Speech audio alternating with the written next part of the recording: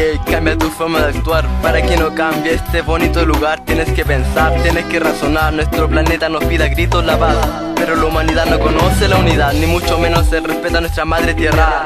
Dice mi friend, aquí va tu sonar. Si ellos están dividiendo al mundo en clases sociales, y ante Dios somos todos iguales, hombres, plantas y animales, pero aún así no respetan la tierra que le fue prestada. Tarde o temprano le será quitada, su mano vacía ya no tiene nada. Cada día, cada hora, cada minuto, en cada segundo está ocurriendo contaminación, erosión, deforestación, que está afectando no solo a nuestra población, sino que a los animales y también a la vegetación. Tienes que entender que está mal esta situación.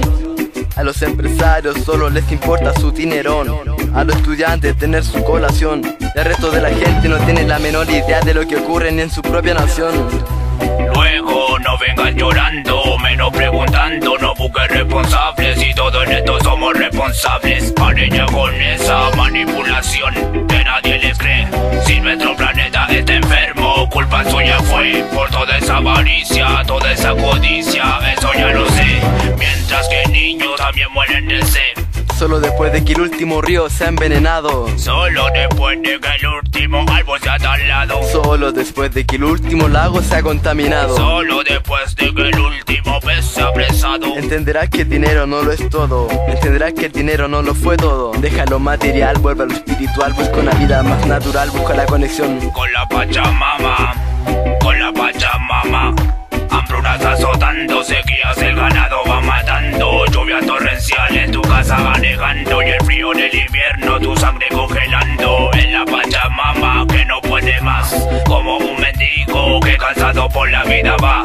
Respeta el espacio donde vives y todo de la madre tierra lo recibes. Te ha dado todo para que cultives. Y todo destruyendo, la capa de ozono se está consumiendo, producto de las emisiones de gases y el CO2.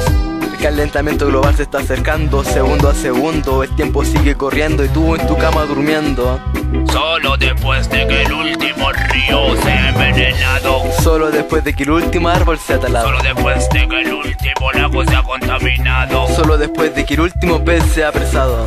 Entenderás que el dinero no lo es todo, entenderás que el dinero no lo fue todo. No al proyecto Hidricen, Patagonia sin represas, MCKSM, Oscar Eyer Batana, con DJ Cam controlando.